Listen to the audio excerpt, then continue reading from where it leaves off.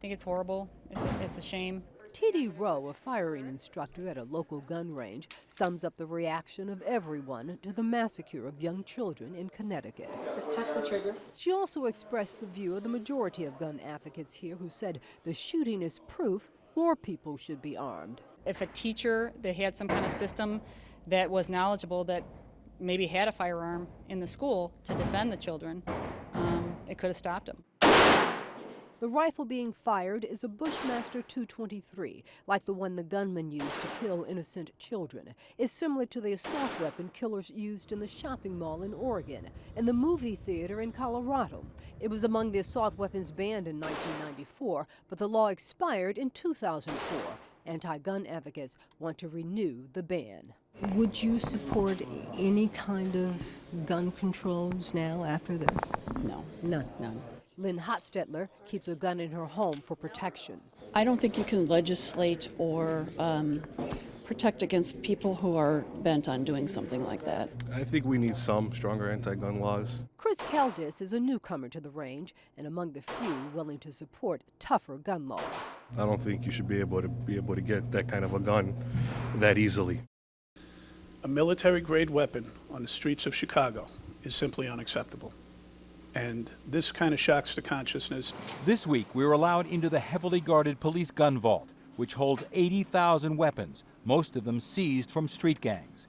Here, we saw evidence of a deadly evolution of the arms war among gangbangers, old six-shooters and automatic pistols, giving way to rack upon rack of lethal assault rifles. These are the same type of cartridges used last night. 16 rounds from a 7.65 rifle. 16 bullets means a high-capacity magazine.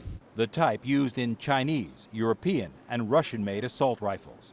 The supply line to Chicago is tough to destroy, even with the help of the feds. In U.S. District Court today, a suburban man was convicted of running hundreds of illegal weapons from Indiana to Chicago.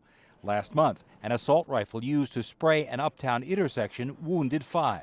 We need to keep illegal guns and military-type weapons out of our communities. Illegal guns. Illegal guns. Illegal guns drive violence.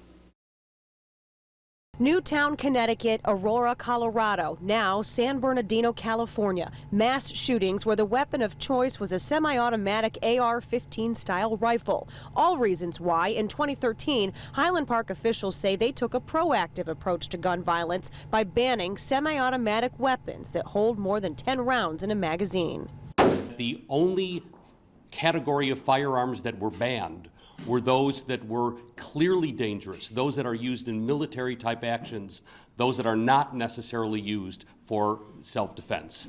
A local doctor filed a lawsuit against the city, stating his Second Amendment rights were violated as he needed the gun to protect his family if his home was robbed. The appeal went to the Supreme Court, but today the nation's highest court announced they wouldn't hear the case. Banning assault weapons and high-capacity magazines is one common-sense action to reduce gun violence and protect our children and our communities from potential mass violence and grief.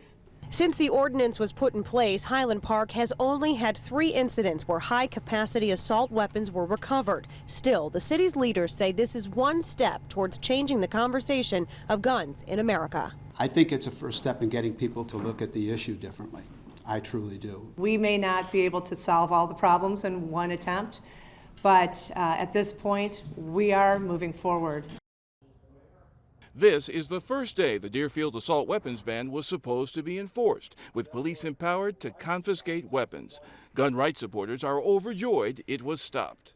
I feel that in my home here in Deerfield that I should have the right to be able to protect my family.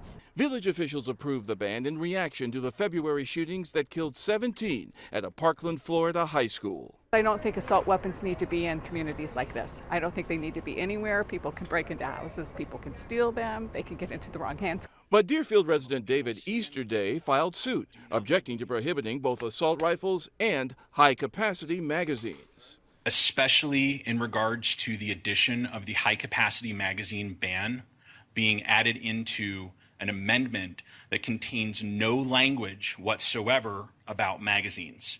And the State Rifle Association argued municipalities don't have the right to restrict gun ownership, only the state does.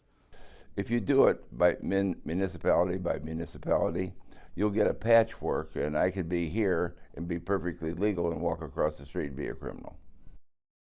Assault-style rifles are typically legal to buy and can be equipped to carry 30 rounds or more that can be fired in seconds. In Texas, they can generally be carried openly. These shooters want to appear to be omnipotent and powerful and very deadly. Mary Ellen O'Toole is a former FBI agent and profiler. Why is it that time and again in these mass shootings, the suspect has gone out and used the assault-style rifle? 3 reasons. Kills as many people as possible, do it in a short period of time, and look as frightening and ominous as one possibly can. The rifle used in the Gilroy shooting that killed 3 and injured 16 was banned in California but could be legally purchased in neighboring Nevada, underscoring the patchwork nature of U.S. gun laws.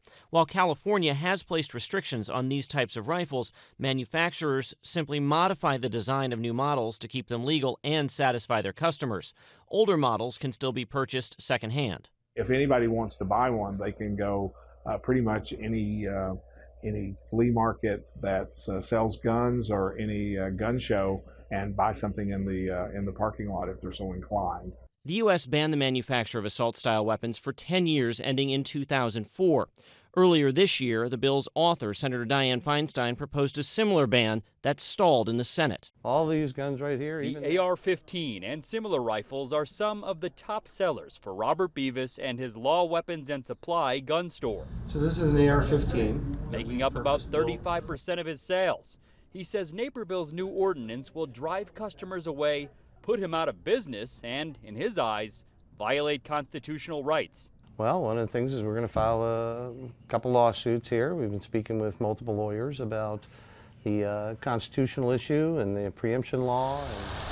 And the folks here at City Hall say they're ready for that fight. Naperville City Attorney Mike DeSanto sent us an email saying they're prepared to defend the ordinance. We modeled the ordinance off of the... DeSanto also told City Council last month the ordinance is designed to withstand challenges. So it was based on what we had seen out there that had been tested by the courts and upheld. While some states and cities ban possession of assault-style rifles, Naperville's ordinance only bans the sale. The ordinance, which takes effect in January, was approved by an 8-to-1 margin with the support of the mayor. There's so many different things that, can be done and should be done, and,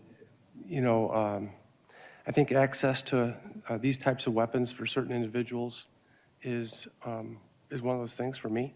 All this ordinance does is prevent law-abiding citizens from buying those firearms. If the ordinance still stands come January, Beavis can only sell these guns to law enforcement. I'm very confident that we'll win in the end. And for all their differences, that confidence is one thing Beavis and the city of Naperville have in common.